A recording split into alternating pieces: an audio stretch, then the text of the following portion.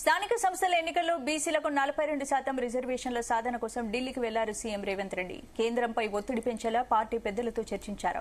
తెలంగాణ సర్కార్ నిర్ణయాలను రాహుల్ గాంధీ, మల్లికార్జున ఖర్గేకు వివరించారు. మరోవైపు రేవంత్ సర్కార్కు షాక్ ఇచ్చారు గవర్నర్ జిష్ణుదేవ్ వర్మ. ప్రభుత్వం పంపించిన ఆర్డినెన్స్ ను కేంద్ర హోంశాఖకు పంపించారు. దీంతో బీసీ రిజర్వేషన్ల దారెట్టనే చర్చ కొనసాగుతోంది. ఆర్డినెన్స్ పై కేంద్రం ఏ నిర్ణయం తీసుకుంటుంది, రేవంత్ సర్కార్ నెక్స్ట్ ఏం చేయబోతున్నారో డిస్కస్ చేద్దాం.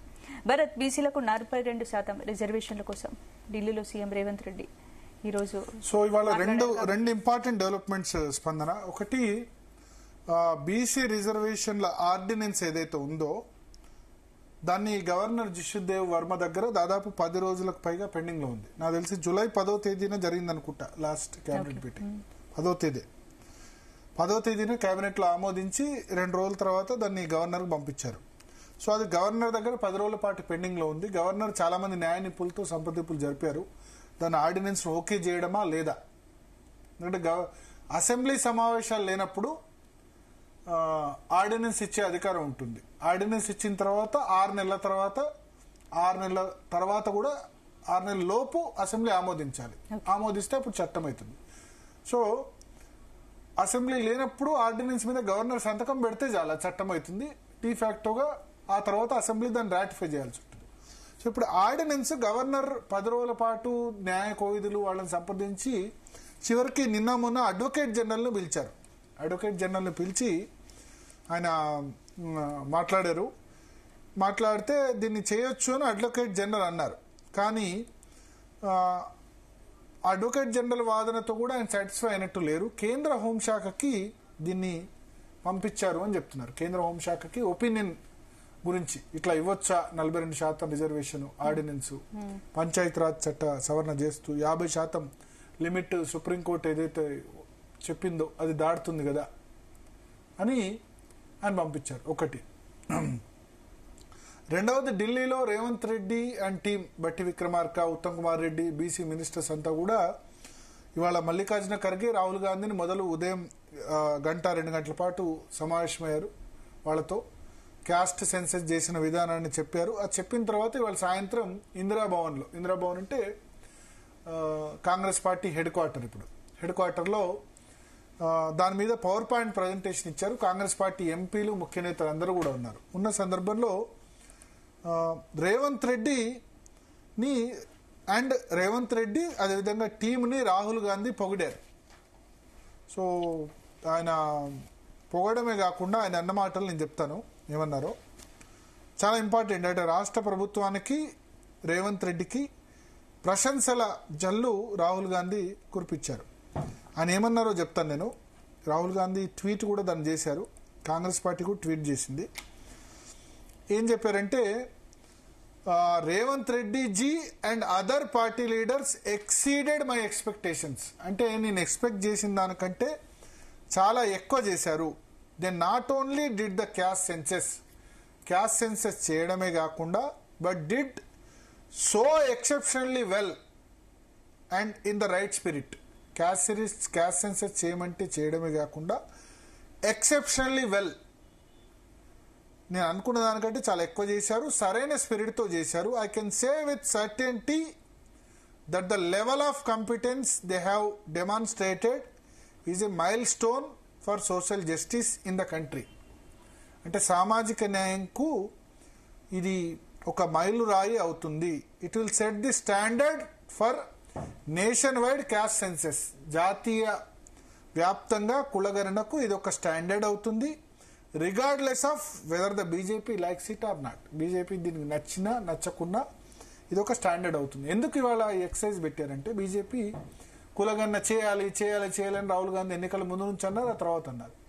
సో మన కేబినెట్ అనుకూలంగా నిర్ణయం తీసుకుంది. సో చేసేస్తున్నారు.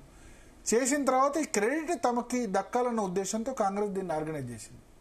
సో తెలంగాణ మోడల్లో మేము ఒకటి చేశాం, దాన్ని మిగతా వాళ్ళు ఫాలో అవుతున్నారు. కాంగ్రెస్ 3 రాష్ట్రాల్లో అధికారంలో ఉంది, హిమాచల్ ప్రదేశ్, కర్ణాటకలో కూడా క్యాస్ట్ సెన్సస్ చేసింది. కానీ ఒక్కలిగా లింగాయతుల నుంచి తీవ్ర అబ్జెక్షన్ వ్యక్తమైంది. సో అందుకని మళ్ళీ క్యాస్ట్ సెన్సస్ చేయాలని చెప్పి వాళ్ళు నిర్ణయం తీసుకున్నారు. ఇక్కడ కూడా మళ్ళీ క్యాస్ట్ సెన్సస్ చేయాలని తీన్మార్ మల్లన్న మిగతా వాళ్ళు డిమాండ్ చేశారు. మా జనాభా తక్కువ చూపించారని చెప్పి. సరే, ఏదో ఒకటి 46% అయితే చూపించారు కదా, 42% ఇస్తారు కదా అని చెప్పి మోరార్లెస్ కన్విన్స్ అయ్యారు బీసీ సంఘాలు కూడా.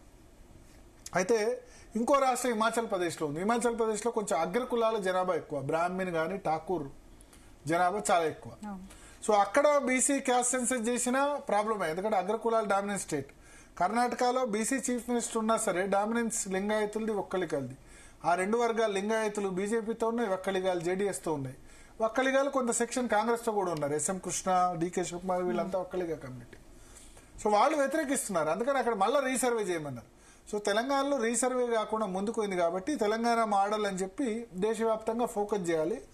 సో ఈ సక్సెస్, ఈ క్యాస్ట్ సెన్సస్ ఏదైతే కేంద్ర ప్రభుత్వం చేయబోతుందో అది తెలంగాణ మోడల్ ప్రకారం చేస్తున్నారని నిరూపించాలి. అది కాంగ్రెస్ అధిష్టానానికి సంబంధించిన స్టాండ్. అందుకనే ఆయన రేవంత్ రెడ్డిని, ప్రభుత్వాన్ని పూర్తిగా ఆయన పొగిడారు. ప్రియాంక గాంధీ కూడా దానికి అనుకూలంగా ట్వీట్ చేశారు. మల్లికార్జున ఖర్గే అందరు కూడా మాట్లాడారు. సో అది జరుగుతుంది. మనతో పాటు శరత్ గారు ఉన్నారు, అడ్వకేట్ శరత్ గారు. శరత్ గారు, very much there. Sir, governor కేంద్ర హోంశాఖకు పంపారు లీగల్ ఒపీనియన్ కోసం అని చెప్తున్నారు. ఎందుకు పంపించి ఉండొచ్చు? ఆయన ఇక్కడ అడ్వకేట్ జనరల్తో కూడా సమావేశమయ్యారు, బట్ సాటిస్ఫై కాలేదు అని పంపించారా? ఎందుకు పంపించారు అనుకోవచ్చు? ఒకటి భరత్, ఒక విషయం మీద కూలంకషంగా పరిశీలించాలనుకున్నప్పుడు ఇటు రాష్ట్ర ప్రభుత్వ న్యాయ కోవిధులతో, తర్వాత కేంద్రంలో డైరెక్ట్ గా సంబంధాలు ఉంటాయి. ఇప్పుడు రాష్ట్రంలో ఏదైనా చిన్న సమస్యలు వస్తే నువ్వు గవర్నర్ గా ఉండి మా దృష్టికి ఎందుకు తీసుకురాలేదు, మా ఆలోచన సరళిని ఎందుకు గ్రహించలేదు, మాతో ఎందుకు సంప్రదించలేదు అనే మాట కూడా రావచ్చు. కాబట్టి తను సాటిస్ఫై అయినా కానీ వాళ్ళకి చెప్పి కార్యక్రమాలు చేయడము అనేది పరిపాటి. తర్వాత రెండోది, గవర్నర్ ఏదైతే అడ్వకేట్ జనరల్ ను అడిగినప్పుడు అతను మాట్లాడినాడో అదే విషయాన్ని చాలాసార్లు ముఖ్యమంత్రి చెప్పి ఉన్నాడు. అందులో కొత్తగా అడ్వకేట్ జనరల్ పోయి అక్కడ ఫుల్ స్టాప్లు కామాలు మార్చో లేకపోతే ఇంకేదైనా రకంలో చెప్పే అవకాశం ఏది లేదు. కాబట్టి ఆయన అందులో ఏం కొత్తదనం కనపడలేదు. కేవలం మొక్కుబడిగా రాష్ట్ర ప్రభుత్వంతో సంప్రదించకుండా ఏకపక్షంగా గవర్నర్ డిసైడ్ చేస్తున్నాడు అనే అపవాదు రాకుండా ఉండడానికని అడ్వకేట్ జనరల్ తో మొక్కుబడిగా మాట్లాడినాడు. ఆ తర్వాత కేంద్రానికి అతను జవాబుదారీ కాబట్టి కేంద్రం యొక్క సలహా తీసుకోవడానికని నాకు తెలిసి అతను న్యాయశాఖకు పంపించి ఉంటాడు, లేదా హోంశాఖకు పంపించి ఇతరత్ర విషయాలు పరిశీలించి ఒకవేళ మీరు అవసరం అనుకుంటే న్యాయశాఖతో సంప్రదింపులు జరిపి మీ ఒపీనియన్ చెప్పండి అని అడిగి ఉంటాడు. బట్ అది క్లియర్ గా తెలియదు అసలు. యాక్చువల్లీ టు బి ఫ్రాంక్, ఇట్లాంటి అంశాలను న్యాయశాఖకే పంపించడం అనేది గవర్నర్లకు పరిపాటి. Okay okay. సో ఒకటి, ఇప్పుడు 10 రోజులుగా గవర్నర్ దగ్గరే ఆర్డినెన్స్ ఉంది, ఆమోదం తెలపట్ల. మీకేమనిపిస్తుంది? దీన్ని తిప్పి పంపించే అవకాశం ఉందా? అంటే తిప్పి పంపించడం కన్నా మళ్ళీ ఆయనే అడగొచ్చు ఏమని, ఒకవేళ మీరు 9th షెడ్యూల్లో చేర్చమని అడగనే లేదు, తర్వాత మీరు రకరకాలుగా మీ కార్యక్రమాలు చేస్తా ఉన్నారు, ఈ ప్రొవిజన్ తొలగించినంత మాత్రంలో మీరు ఎట్లా 50% క్యాప్ ని ఓవర్కమ్ అవుతారు, మరి సుప్రీంకోర్టు జడ్జిమెంట్లు మీ దృష్టికి వచ్చినాయా లేదా, మీరు ఈ 42% అమలు చేస్తానన్న మీ కార్యక్రమంలో భాగంగా ఈ మార్పులు పంచాయతీరాజ్ చట్టంలో చేసినట్టుగా నాకు కనపడుతుంది అని తన సందేహాలు వ్యక్తం చేసే అవకాశాలు ఉంటాయి. ఏది ఏమైనా గవర్నర్ ఎసెంట్ ఇచ్చినా ఇవ్వకున్నా, లేకపోతే రాష్ట్రపతి ఆమోద ముద్ర వేసినా వేయకున్నా, ఏం జరిగినా జరగబోయేది ఏంటంటే ఈ 42% అనేది అంత సులభంగా అమలు జరగదు. దీనికి రాజకీయ పార్టీలలో ముఖ్యంగా ప్రధాన పక్షాలైనటువంటి కాంగ్రెస్ గాని బీజేపీకి గాని ఈ బీసీ రిజర్వేషన్ మీద చిత్తశుద్ధి లేదన్నది నా భావన. భరత్, చిత్తశుద్ధి లేదు. మరి రాహుల్ గాంధీ పొగిడారు ఇప్పుడు రేవంత్ రెడ్డిని. ఏం చేస్తాడు? విధి స్పిరిట్ లో చేశారు అని చెప్పారు. ఒక విషయం చెప్పన్నా, రాహుల్ గాంధీ గారు రాష్ట్ర రాజకీయాల మీద మాట్లాడుతున్న తీరు, ఆయన ప్రవర్తిస్తున్న తీరు, వాళ్ళ నిర్లిప్తత, రాష్ట్రంలో జరుగుతున్న రాజకీయ పరిణామాల మీద వాళ్ళకున్న అవగాహన చాలా లోపభూయిష్టంగా ఉంది అనేది మనకు తెలిసిపోతుంది. ఇప్పుడు వాళ్లుగా వచ్చి రాష్ట్ర శాసనసభ ఎన్నికలప్పుడు ఎన్నో వాగ్దానాలు చేసినారు. ఆ ఎన్ని వాగ్దానాలు ఇందులో చిత్తశుద్ధితో అమలు అవుతున్నాయి, రాష్ట్ర ప్రజానీకం సంతృప్తితో ఉన్నారా లేదా అనేటువంటి వెరిఫికేషన్ ఒక్కరోజు కూడా చేయలేదు కదా. సో అట్లాంటి వ్యక్తి కేవలం వాళ్ళ అవసరాలు తీర్చడానికే రేవంత్ రెడ్డి ఉన్నాడు కాబట్టి ఈ has to necessarily Pat Revanth Reddy. ఆయన కూడా విధి లేకనే ఆ వ్యవహారాలు చేస్తున్నాడు. తర్వాత రేవంత్ రెడ్డి యొక్క ఆలోచన సరళిని, మిస్చీఫ్ పొటెన్షియల్ ని కూడా చాలా ఎక్కువగా ప్రొజెక్ట్ చేసి చూపెడతా ఉన్నారు. ఒకవేళ మనం కనుక రేవంత్ రెడ్డితో ఏదన్నా సమస్యలు ఎదుర్కొన్నా లేకపోతే సమస్యలు సృష్టించుకున్నా, రేపు రేవంత్ రెడ్డి మన పార్టీ ప్రభుత్వమే లేకుండా చేస్తాడేమో, బీజేపీతో కలుస్తాడేమో, అదో ఇదో అని అన్నప్పుడు ఇక అంటే ఎట్లుంటదంటే గొర్రెను బలిచ్చే వరకు మనం దాన్ని అలంకరించే ఉంచుతాం కదా, అట్టనే ఆ టైప్ లో ఉంటది. ఓకే, మనతో పాటు ఆర్ కృష్ణయ్య గారు ఫోన్ లైన్ లో సిద్ధంగా ఉన్నారు, రాజ్యసభ ఎంపీ. ఆర్ కృష్ణయ్య గారు, బ్రదర్, గవర్నర్ దీన్ని కేంద్ర హోంశాఖకు పంపించారు అంటున్నారు. మరి భారతీయ జనతా పార్టీ, మరి మొన్న రాష్ట్ర అధ్యక్షుడు రామచంద్రరావు కూడా ఇది పాసిబుల్ కాదు అంటున్నారు. అంటే ఇప్పుడు ఉన్న ప్రొసీజర్ ప్రకారము, అంటే ఇతర రాష్ట్రాల్లో జరిగిన దాని ప్రకారం, అంటే మధ్యప్రదేశ్, మహారాష్ట్రలో అక్కడ ఈ రిజర్వేషన్ల విషయం వచ్చినప్పుడు 50% సీలింగ్ దావద్దని జడ్జిమెంట్ ఇచ్చిందని దాన్ని దృష్టి పెట్టుకుని రామచంద్రరావు గారు చెప్పి ఉంటారు. అయితే ఇక్కడ ప్రత్యేక పరిస్థితులను, తెలంగాణలో ఉన్నటువంటి ప్రత్యేక పరిస్థితుల్లో రాజ్యాంగము క్లియర్ గా రాష్ట్ర ప్రభుత్వాలకు అధికారం ఇచ్చింది. దాని ప్రకారం అసెంబ్లీలో చట్టం చేశారు. మహారాష్ట్రలో గాని మధ్యప్రదేశ్ లో అక్కడ చట్టం చేయలే, జనాభా లెక్కలు తీయలేదు, దాంతో అక్కడ కొట్టేశారు. ఇక్కడ అట్లా కాదు, ఇక్కడ జనాభా లెక్కలు తీశారు, డెడికేటెడ్ కమిషన్ వేశారు, రాజ్యాంగంలో ఉన్న దాని ప్రకారం చట్టం చేశారు. ఇక్కడ కేసు గెలిచే అవకాశం ఉంటది. కాకపోతే రామచంద్రరావు గారు చెప్పిన అభిప్రాయం ఏంటంటే, నిజమైన బీసీలకు చెందాలి ఇది.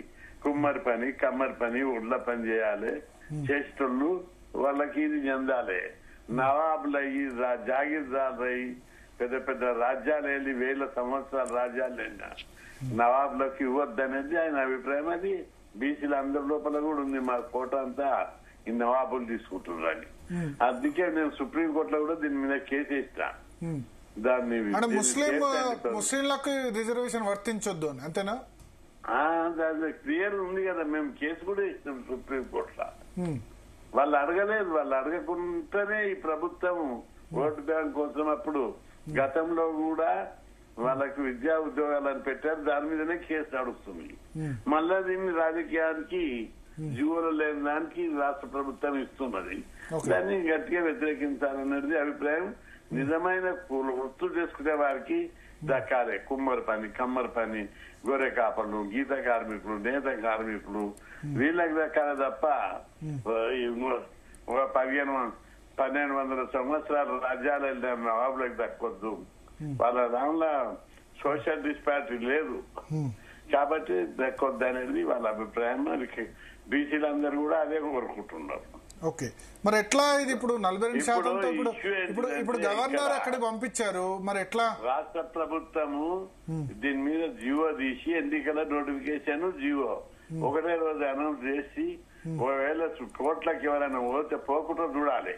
పోతే ఆ బలంగా అడ్వకేట్లను పెట్టి ఆర్గ్యూ చేస్తే 60%. ఇప్పుడు అది జీవో ఫస్ట్ ఆర్డినెన్స్ చేంజ్ చేయాలి కదా, పంచాయతీరాజ్ సవరణ చట్టాన్ని అవును మార్చాలి కదా. ఎందుకంటే 10 సంవత్సరాల పాటు ఒకటే రిజర్వేషన్ పెట్టారు, 10 సంవత్సరాలు ఆ రిజర్వేషన్ చేంజ్ చేయాలంటే దాన్ని మార్చాలి కదా. మార్చాలి, మరి ఇప్పుడు మార్చుతూ జీవో తీయాలి. మార్చుకుంటూ ఇప్పుడు రాజ్యాంగాన్ని సవరిస్తే కూడా జీవో తీయాలి. ప్రతిదానికి జీవో తీయాలి. రాజ్యాంగాన్ని సవరించాలంటే పార్లమెంట్ లో సవరించాలి, బట్ జీవో అంటే గవర్నమెంట్ ఆర్డర్ సరిపోతుంది. దేశవ్యాప్తంగా జనాభా లెక్కలు వచ్చినాక తీద్దామని చెప్పి కేంద్ర ప్రభుత్వం దృష్టిలో మేము రిప్రజెంట్ చేసేటప్పుడు మేము కూడా చెప్పాం కేంద్ర ప్రభుత్వం దృష్టికి. రిజర్వేషన్ల మీద ప్రమోషన్ల రిజర్వేషన్లు ఇవ్వాలి, విద్యా ఉద్యోగాల రిజర్వేషన్లు ఇవ్వాలి, చట్టసభల రిజర్వేషన్లు ఇవ్వాలి అని చెప్పి ప్రధానమంత్రి కలిసినప్పుడు ఆయన ఒకటే చెప్పారు, ఇది ఒక పాలసీ, నేషనల్ పాలసీ కావాలంటే మనకు జనాభా లెక్కలు వచ్చినాకనే దీని మీద ఒక పాలసీ తీసుకుంటాము అని చెప్పి ప్రధాని చెప్పారు అప్పుడు. కాబట్టి ఇప్పుడే దాని మీద జనాభా లెక్కలు తీసే త్వరలోపల కులాల వాళ్ళ లెక్కలు తీస్తున్నారు, అందులో జనాభా లెక్కలు తీస్తున్నారు. తప్పనిసరి దాని మీద ఒక పాలసీ నిర్ణయం తీసుకోవడం జరుగుతుంది. ఇప్పుడు ఈ ఆర్డినెన్స్ రూట్ కరెక్టా కాదా, మీరేమంటారు? ఆర్డినెన్స్ తీసి ఆర్డినెన్స్ అయినాక జీవో తీయాలి. ఆటోమేటిక్ గా ఆర్డినెన్స్ అప్రూవ్ అయితే జీవో తీస్తారు. కానీ ఆర్డినెన్స్ ఇప్పుడు గవర్నర్ 10 రోజులు పెండింగ్ పెట్టారు, కేంద్ర హోంశాఖకు పంపించారు. చూస్తే గవర్నర్ యాక్సెప్ట్ చేసే పరిస్థితి కనిపించట్లేదు. అంటే ఒపీనియన్ తీసుకునే పంపినట్టున్నాడు, చూడాలి, వెయిట్ చేయాలి. కానీ ఆల్రెడీ 10-12 రోజులు ఆయన దగ్గర ఉంచుకున్నారు. ప్లస్ ఇక్కడ న్యాయ నిపుణుల ఒపీనియన్ తీసుకున్నారు. తీసుకున్న తర్వాత అడ్వకేట్ జనరల్ కూడా వెళ్లి కలిశారు. సో ఆయన రిప్లైతో సాటిస్ఫై లేకపోతేనే కదా పైకి పంపించేది. అవునవును, కేంద్ర హోంశాఖ ఒపీనియన్ తీసుకుందామని పంపించారు. వాళ్ళ ఒపీనియన్ కూడా చూసుకున్నాక ఏదో నిర్ణయం తీసుకుంటారు అప్పుడు వాళ్ళు. మరి కేంద్ర హోంశాఖ దీని మీద పాజిటివ్ గా రెస్పాండ్ కాకపోతే ఎట్లా? తప్పనిసరి అవుతారని నేను అనుకుంటున్నా. లేకపోతే పెద్ద ఎత్తున ప్రజలు ప్రభుత్వం మీద, రాష్ట్ర ప్రభుత్వం మీద ఒత్తిడి తీసుకొస్తారు. రాష్ట్ర ప్రభుత్వం కామారెడ్డి డిక్లరేషన్ కానీ ఎన్నికల మేనిఫెస్టో పెట్టేటప్పుడు వాళ్ళు ఒక ఆలోచన ఉండాలి కదా, ఏ దృష్టితో అయితే పెట్టిర్రో, ఏ నమ్మకంతో అయితే పెట్టిర్రో ఆ నమ్మకం మీద. ఇప్పుడు వాళ్ళు పార్లమెంట్ లో కూడా బలంగా ఉన్నారు ఇండియా కూటమి. వాళ్ళందరిని నొప్పించి పార్లమెంట్ లో ఒక్క రోజు చర్చ ఎందుకు చేస్తలేరు? ఇవాళ ఇప్పుడు నా చేస్తారేమో. ఇవాళ రాహుల్ గాంధీ పొగిడారు రేవంత్ రెడ్డిని. తెలంగాణ ఒక రోల్ మోడల్, బీజేపీ నెక్స్ట్ చేయబోయే క్యాస్ట్ సెన్సెస్ కి ఇది ఒక ట్రెండ్ సెట్టర్, ఒక రోల్ మోడల్, చాలా అద్భుతంగా చేశారు అని చెప్తున్నారు. మంచిదే, అభినందిస్తే మేము దాన్ని కాదు. మాకు కావాల్సింది బీసీలకు లాభం కావాలి. బీసీల కోసం పోరాడుతున్నాం, బీసీల రిజర్వేషన్లు పెంచాలని కొట్లాడుతున్నాం. ఇక్కడ రాష్ట్రంలోనే కాదు దేశంలోనే కొట్లాడుతున్నాం. చట్ట సభలను రిజర్వేషన్లు కావాలని కొట్లాడుతున్నాం. ఇప్పుడు కాదు, 30 ఏళ్ల నుంచి పోరాడుతున్నాం. జనాభా లెక్కలు కూడా మేము 30 ఏళ్ల నుంచి కొట్లాడుతున్నాం. సుప్రీంకోర్టులో కేసు ఇచ్చా కులాల వాళ్ళ లెక్క తీయాలని. వాళ్ళు ఈ మధ్య ఇవన్నీ బీసీ సెంటిమెంట్, బీసీల అభిప్రాయాలకు తగ్గట్టు పార్టీలు కూడా మార్చుకుంటున్నాయి. బీజేపీ పార్టీ బీసీల జనాభా లెక్కలు తీయాలని చరిత్రలో మొదటిసారి తీసుకున్నారు. గతంలో 70 ఏళ్ల నుంచి పరిపాలించిన ఎందరో పార్టీలు వాళ్ళు తీసుకోలేదు సెన్సస్ లో క్యాస్ట్ వైజ్ సెన్సస్ చేయాలని. ఇప్పుడు బీజేపీ పార్టీ సెన్సస్ లో క్యాస్ట్ వైజ్ చేయాలి అని చెప్పి హిస్టారికల్ డిసిషన్ తీసుకుంది. ఈ 70 బ్రిటిషర్ల తర్వాత ఏ పార్టీ ఎందుకు తీసుకోలేకపోయింది, ఇప్పుడు తీసుకుంది. అదేవిధంగా బీసీలందరూ ఈ దేశాన్ని ఒక బీసీ ప్రధాని అన్నారు. బీజేపీ పార్టీ బీసీని ప్రధానమంత్రి చేసింది, ఒక రాష్ట్రపతిని ట్రైబల్ చేసింది, ఒక దళితుడిని సుప్రీంకోర్టు చీఫ్ జస్టిస్ చేసింది. ఇది హిస్టారికల్ ఇదండి. పేరుకే బీజేపీ మీద బుద్ధదవుతారు కానీ అంత రాజ్యాన్ని, దేశాన్ని ఎస్సీ ఎస్టీ బీసీలకు అప్పచెప్పింది బీజేపీ పార్టీ. దీనికి జవాబు చెప్పమని 70 ఏళ్ళు ఎందుకు చేయలేకపోయారు? ఎవరు ప్రధానమంత్రి ఎందుకు చేయలేకపోయారు? ఓ గిరిజన మహిళను రాష్ట్రపతి చేసిన చరిత్ర ఉందా అని చెప్పి నేను ఈరోజు ప్రశ్నిస్తాను. కాబట్టి బీజేపీ పార్టీ ఒక పద్ధతి ప్రకారం పేద కులాలకు అధికారాన్ని అప్పచెప్తుంది. ప్రధానమంత్రి దృష్టి లోపల ఇది ఒకటే కాదు, కులాల లెక్కలు వచ్చినాక ఇంకా చాలా మౌలికమైన మార్పు కోసం కృషి చేస్తున్నారు. ఆ దిశగా బీజేపీ సమాజంలో గుణాత్మకమైన మౌలికమైన మార్పు కోసం ప్రయత్నం చేస్తుంది. దేశ సంపద అందుకే సర్వే బీజేపీ ఫిలాసఫీ ఏంటిది? సర్వే జన సుఖినో భవంతు, లోకా సమస్త సుఖినో భవంతు. ప్రతి ఒక్కరు సుఖంగా ఉండాలి, సంతోషంగా ఉండాలి, ఎవరు కూడా ఈ దేశంలో బాధపడొద్దు అనేది బీజేపీ ఫిలాసఫీ. కాబట్టి ఇప్పుడు ఒకవేళ గవర్నర్ ది ఆర్డినెన్స్ ని యాక్సెప్ట్ చేయకుండా తిప్పి పంపితే మీరు ఏం చేస్తారు? అదే తిప్పి పంపినప్పుడు అడుగు చెప్తా. అప్పుడు అంటే నేను అనేది దానికి మీరు ఒప్పించే ప్రయత్నం చేస్తారా? ఒప్పించే ప్రయత్నం చేస్తూనే ఉన్నాం కదా. మా పోరాటం అంతా ఇన్ని రోజుల పోరాటమే. ఇప్పుడు ఈ పార్టీ బీసీలకు ఇస్తా అని చెప్పి ఒట్టియేదన్నది. బీసీలను మేము ఉద్యమాలు చేసి ఒత్తిడి తెచ్చేపటికనే అన్ని పార్టీలు కూడా, ఇప్పుడు బీజేపీ పార్టీ కూడా అసెంబ్లీలో పార్టీ తరఫున వాళ్ళు మద్దతు ఇచ్చారు. అన్ని పార్టీలు మద్దతు ఇచ్చాయి. కాబట్టి దాదాపు అన్ని పార్టీలు కూడా బీసీ రిజర్వేషన్ల పెంపు విషయంలో ఎవరికి భిన్నాభిప్రాయాలు లేవు, ఉండవు కూడా. ఓకే. సో అంటే మీ ఉద్దేశంలో గవర్నర్ సరే న్యాయ సలహాకు పంపించారు, అంతకంటే ఎక్కువ ముందుకెళ్లరు, అంటే మోస్ట్లీ యాక్సెప్ట్ చేస్తారు. ఉన్నాయి అన్ని అంశాలను వీళ్ళు చేసినటువంటి దాని మీద అనేకమైనటువంటి అభిప్రాయాలు, భిన్న అభిప్రాయాలు పేపర్లు వచ్చాయి. కులాల వాళ్ళ లెక్కలు అప్పుడు ఇంటికోలేదని ఒకటి, వీళ్ళ లెక్కల లోపల అనేక జీవోలకు ఇక్కడ ఉన్న అంశాలకు ఆర్డినెన్స్ ఉన్న అంశాలకు తేడా ఉన్నదని ఒక అభిప్రాయం. రకరకాల అభిప్రాయాలు ఉన్నాయి కాబట్టి వాళ్ళు చాలా సూక్ష్మంగా చాలా డీప్ గా అబ్జర్వ్ చేస్తున్నారు. సో మీ ఉద్దేశంలో ఇప్పుడు లోకల్ బాడీ ఎలక్షన్ 42%తో జరుగుతాయా లేదా గతంలో ఉన్నట్టు 23% జరగాలి? ఎవరైనా బిచ్చమిస్తున్నా అక్కది బీసీల అక్కది వచ్చే వరకు వదిలిపెట్టేది లేదు. ఎంత పెద్ద ఎత్తునైనా ఉద్యమాలు చేస్తాము, సాధిస్తామని హెచ్చరిస్తున్నాం. శరత్ గారు, ఆర్ కృష్ణ గారు చెప్పినట్టు జరుగుతాయా? మీ ఉద్దేశంలో ఏమనిపిస్తుంది? వారి ఆశాభావానికి నేను కృతజ్ఞతలు. వారిని నేను ఆయన ఇంటెలిజెన్స్ నేను ఛాలెంజ్ చేయను. ఎందుకంటే R Krishnaiah was my senior in the college. మేమంతా ఒకే యూనివర్సిటీలో చదువుకున్న వాళ్ళము. ఆయన ఆశాభావం తర్వాత ఆయన చాలా కాలంగా కృషి చేసినాడు కాబట్టి ఆయన జీవిత కాలంలో ఒకటి సాధించాలన్న ఒక దుగ్ధతోని కృషి చేస్తున్న వ్యక్తి. అదే ఆయనకి ఈ ప్రభుత్వం మీద ఉన్న నమ్మకానికి సూచకమేమో అనిపిస్తుంది. కానీ బట్ ఇప్పుడున్న పరిస్థితులలో మాత్రం అట్లాంటి అవకాశం అంటే 42% రిజర్వేషన్ సాధించాలి లేకపోతే అమలు చేయాలన్నటువంటి చిత్తశుద్ధి ఇటు కాంగ్రెస్ కు లేదు, అటు బీజేపీకి లేదు. ఇద్దరు కూడా ఒక దోబూచలాడుతున్నారు అనేది నా అభిప్రాయం. నిజానికి భరత్ ఒకటి ఆర్టికల్ 213 ప్రకారంగా ఆర్డినెన్స్ ఇష్యూ చేయొచ్చు. When an ordinance should be issued when the assembly is not in session.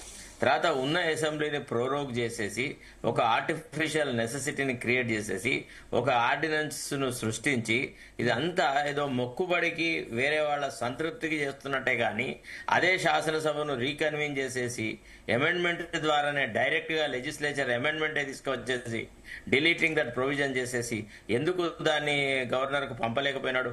ఒక్క రోజు శాసనసభలో జరిగేది ఉండేది. అన్ని ప్రతిపక్షాలను పిలిచి ఒక అఖిలపక్ష మీటింగ్ పెట్టేసేసి ఇగో రాష్ట్రంలో ఉన్నటువంటి రాజకీయ పరిస్థితుల దృష్ట్యా ఎంతో కాలంగా బీసీలను వంచబడుతున్నారు, వాళ్ళకి అభివృద్ధి ఫలాలు రావట్లేదు, రాజ్యాధికారం దక్కట్లేదు, కాబట్టి ఒక అధికార పార్టీగా నేను ఈ ప్రపోజల్ పెడుతున్నాను, మీరు అందరు ఆమోద ముద్ర వేయండి అంటే ఏకగ్రీవంగా. కృష్ణ గారు, చిత్తశుద్ధి ఉందా పార్టీలకి? అంటే జనరల్ గా చిత్తశుద్ధి ఉంటదా? అధికారం ఇన్ని రోజులు అనుభవించినటువంటి వాళ్ళు వాళ్ళ చేతుల అధికారం ఉంది అని తీసి ఇవ్వరు. ఎప్పుడే గానీ సమాజంలో యుద్ధం జరగాలి. ఇక్కడ కూడా బీసీ రిజర్వేషన్ల విషయంలో తీవ్రమైన చర్చ, యుద్ధం జరిగితేనే అభిప్రాయాలు మార్చుకుంటారు. ఇప్పుడు ఎవరైనా సరే ప్రధానమంత్రి అనేక సందర్భాల్లో చెప్తారు, అమ్మాయినా అడగందే అన్నం పెట్టదు, మీరందరు పోరాడాలి, పోరాడితేనే ఈ సమాజంలో అందరు ఆలోచిస్తారు. ఇది డెమోక్రసీ, ఇది అన్నదమ్ముల పంచాలి. అన్నదమ్ముల పంచాలి ఒకటే 8 రోజులు కొట్లాడుకుంటారు అన్నదమ్ములు కూడా. వాళ్ళ మన సాంప్రదాయం అంటే అందరికి సమానమైనటువంటి వాటా ఇవ్వాలి. భారతీయ సాంప్రదాయం ప్రకారం అన్నదమ్ములు కూడా 8 రోజులు కొట్లాడుకున్నాయి కానీ వాటా దిగుతుంది.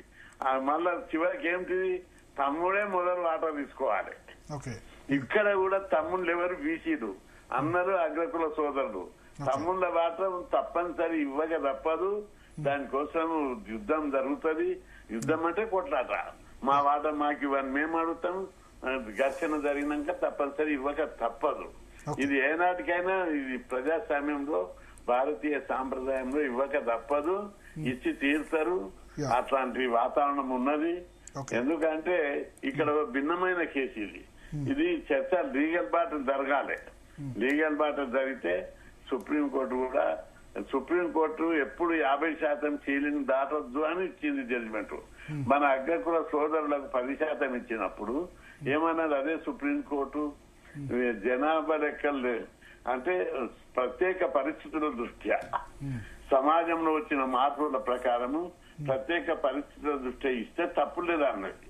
అదే అనేక కేసుల్లో, ఉత్తరప్రదేశ్ కేసులో రిజర్వేషన్లు, ఇంకా ఇతర కేసుల్లో కూడా జనాభా లెక్కలు పర్ఫెక్ట్ ఉండి పరిస్థితులు రీజనబుల్ ఉంటే రిజర్వేషన్లు పెంచుకోవచ్చు 50% దాటి అని సుప్రీంకోర్టులో అనేక హైకోర్టు తీర్పులు కూడా ఉన్నాయి. అయితే దీని మీద జనరల్ సాంప్రదాయం ఏమిటిదంటే 50%కు సీలింగ్ దాటి ఇవ్వకపోవచ్చు. ఇది కోర్టులన్నీ కూడా తప్పనిసరి 50% సీలింగ్ పాటిస్తాయని ఒక అభిప్రాయం ఏర్పడ్డది. ఒకసారి కాంగ్రెస్ ఒపీనియన్ తెలుసుకుందాం సార్. చరణ్ కౌశిక్ యాదవ్ గారు ఉన్నారు ఫోన్ లైన్ లో. చరణ్ కౌశిక్ గారు, నమస్కారం, good evening. Good evening. Governor దీన్ని కేంద్ర హోంశాఖకు పంపించారు. ఇంకోవైపు అక్కడ ఢిల్లీలో రాహుల్ గాంధీ వాళ్ళంతా కూడా మాట్లాడారు, తెలంగాణ రోల్ మోడల్ అంటున్నారు. బట్ ప్రభుత్వానికి చిత్తశుద్ధి లేదు అంటున్నారు. ఎవరంటున్నారు sir? Congress party, Bharatiya Janata party Ramachandra Rao అన్నారు మొన్న ప్రెస్ మీట్ పెట్టి, ముస్లింలను దీనిలో ఎందుకు కలుపుతారు, యాక్సెప్ట్ చేయరు. రెండవది 50% దాటి ఎట్లా ఇవ్వగలుగుతారు, ఇది ఆర్డినెన్స్ రూట్ కరెక్ట్ కాదు. మనతో పాటు ఇప్పుడు శరత్ గారు కూడా ఉన్నారు, ఆయన కూడా అదే కామెంట్ చేస్తున్నారు. సార్ ఇప్పుడు భారతీయ జనతా పార్టీ ఇప్పుడు గుజరాత్ రాష్ట్రంలో మీ ముస్లింస్ 20 కులాలకు సంబంధించిన వాళ్ళు నేను బీసీల అంటే ఇప్పుడు ఇక్కడ కూడా ముస్లింలు దూదేకులు లేకపోతే నూరు భాషలు వాళ్ళు ఆల్రెడీ ఉన్నారు. అందరు ముస్లింస్ ని కలిపారు కదా మీరు. 90% ముస్లింస్ ని బీసీలో కలిపారు. బీసీలో రాజశేఖర రెడ్డి సమయంలో అంతకుముందు కూడా బీసీబీలో కొన్ని కులాలు ఉన్నాయి, ఒక 10% ఉన్నాయి. కానీ 90% ముస్లింస్ కలిపారు కదా రాజశేఖర రెడ్డి సమయంలో. అది ఇంప్లిమెంట్ అవుతుంది. అది మాకు యాక్సెప్టబుల్ కాదు అని బీజేపీ అంటుంది. నరేంద్ర మోడీ అన్ని రాష్ట్రాల్లో ఉన్నారు. ఉత్తరప్రదేశ్ లో కూడా బీసీలో ఉంటే ఉన్నారు, కానీ 10% 20% ఉన్నారు. అందరిని తీసుకొచ్చి కలపలే కదా సార్. ఇప్పుడు ఎంత పర్సెంట్ ఏముందనే విషయాన్ని పక్కన పెడితే ప్రధానంగా భారతీయ జనతా పార్టీ దేశంలో 11 సంవత్సరాల నుంచి ఉన్నారు. మరి ఆ ముస్లింలకు సంబంధించినటువంటి ఆర్డినెన్స్ తీసుకొచ్చారు. మొత్తం దేశం మొత్తం గుజరాత్ కావచ్చు, ఉత్తరప్రదేశ్ కావచ్చు, మహారాష్ట్ర కావచ్చు, మిగతా కర్ణాటకలో తీసేస్తే ఈ సమస్య లేదు కదా. మీరు తీసేయకుండా తెలంగాణ రాష్ట్రం ఒక్కటే ఎందుకు? అంటే పాత వాళ్ళని తీసేయమని వాళ్ళు అనట్లేదు. ఇంతకు ముందు ఉన్న ఆర్కుష్టే గారు ఇంతకు ముందు ఉంది ఏంటి, ఇంతకు ముందు ఉన్న వాళ్ళు ఎవరు? దూదేకులు కదా బీసీలు ఉన్న వాళ్ళు. లద్దాపు, నూర్ బాషా, పాత 3 కులాలు 4 కులాలు బీసీ చెప్తారు. వాళ్ళు చాలా రోజులు ఉన్నారు. దాని పట్ల ఎవరికి అభ్యంతరం లేదు. కొత్తగా ఇప్పుడు 12% ఉంటే 10% మందిని కలపడమే అభ్యంతరకరమని చెప్పి దాని మీద సుప్రీంకోర్టులో కేసు ఉంది. నేను కూడా కేసు చేసిన. గతం లోపల కలిపినప్పుడు కూడా చాలా తీవ్ర అభ్యంతరం వ్యక్తం చేశాం. ఇప్పటికీ ఆ కేసు సుప్రీంకోర్టులో నేను వేసిన కేసు పెండింగ్ ఉంది. దాని మీద తొందర లోపల కేసు చెకప్ కూడా అవుతుండాలి. 5 సభ్యులు రాజ్యాంగ ధర్మాసనమా యాక్చువల్? అది ఇప్పుడు లేదు, 7 మందికి పోతుంది. 7 మందికి. ఓకే. అప్పుడు నాకు తెలిసి కేజీ బాలకృష్ణన్ దాన్ని పర్మిట్ చేస్తూ బట్ మధ్యంతర ఉత్తర్వులు పర్మిట్ చేశారు కదా. అప్పుడు కేంద్రంలో 5.5 బీసీలకు తగ్గించి ముస్లింలకు 4.5 ఇచ్చారు. 4% ఇచ్చారు. 5% నుంచి 4% ఇచ్చారు. ఇస్తే అప్పుడు నేను ఒక్కనే కేసు చేసి సుప్రీంకోర్టులో హైకోర్టులో కొట్టేశారు. సుప్రీంకోర్టులో కూడా కొట్టేయడానికి ఒక దశలో స్టే అడిగింది కేంద్ర ప్రభుత్వం. అప్పుడు ఆ వేసానికి స్టే మీద నడుస్తుంది. దాన్ని స్టే వెకేట్ చేయమని నేను మొన్న సుప్రీంకోర్టులో అడుగుతున్నా. 7 మంది ధర్మాసనం దగ్గర ఉంది ఆ కేసు. ఓకే. దాదాపు 15-16 సంవత్సరాలుగా పెండింగ్ లో ఉంది. ఓకే. చరణ్ కౌశిక్ గారు, ఇప్పుడు స్థానిక ఎన్నికలు జరుగుతాయా 42% రిజర్వేషన్ తో? జరగవా? అందరము 42% సాధించడమే లక్ష్యంగా ఉన్నాం. అది ఎట్లా అవుతుంది, ఏ విధంగా కావాలని తప్పనిసరి అవుతుందని మేము ఆశిస్తున్నాం. ఇప్పుడు ప్రతి ఒక్కరు బీసీలు మా సోదరులు అనుకునేటటువంటి అనేక మంది కూడా అగ్రకులాలలో ఉన్నారు. ఇప్పుడు మన ఎంతెందుకు శరత్ కూడా అప్పుడు యూనివర్సిటీ చదివేటప్పుడు హాస్టళ్ల కోసం, స్కాలర్షిప్ల కోసం ఉద్యమాలలో పాలు పంచుకున్నాడు. కాబట్టి అందరు కూడా తప్పనిసరి సపోర్ట్ చేస్తారని నేను ఆశిస్తున్నా. అది ఇది అన్నదమ్ముల పంచాయతీ, శత్రుల పంచాయతీ కాదు. అన్నదమ్ముల పంచాయతీ. తమ్ముండ వాట తమ్ముండకి ఇవ్వక తప్పదు. ఇది భారతీయ సాంప్రదాయం. చరణ్ కౌశిక్ గారు చెప్పండి సార్. 42% రిజర్వేషన్ ఇవ్వాలని ఏకైక లక్ష్యంతో 18 నెలల కాలం పాటు తెలంగాణ రాష్ట్రంలో ఎలక్షన్ నిర్వహించకుండా తెలంగాణ రాష్ట్రంలో కులగన్న చేసి ఎవరి జనాభా ఎంత ఉందో తెలిసిన తర్వాత తెలంగాణ రాష్ట్రంలో 56% పైచిరుకు బీసీలు అని తెలిసిన తర్వాత 42% రిజర్వేషన్ ఇచ్చే ప్రయత్నం కాంగ్రెస్ ప్రభుత్వం చేస్తా ఉంది. 2 బిల్లులు పెట్టామంటే కూడా 2 బిల్లులు పెట్టిన పరిస్థితి. ఎడ్యుకేషన్ కమిషన్ ఏర్పాటు చేయాలంటే ఎడ్యుకేషన్ కమిషన్ కూడా ఏర్పాటు చేసారు. ఇప్పుడు ఆర్డినెన్స్ ఎందుకు తీసుకొచ్చినాం అంటే 50% సీటింగ్ అనేది 2018 పంచాయతీ యాక్ట్ కేసీఆర్ గారు తీసుకొచ్చింది కాబట్టి దాన్ని 50% సీటింగ్ రద్దు చేసే ప్రయత్నంలో భాగంగా ఆర్డినెన్స్ తీసుకొస్తే గవర్నర్ గారు ఏకంగా కేంద్ర హోంశాఖకు పంపిన పరిస్థితి మనం చూస్తా ఉన్నాం.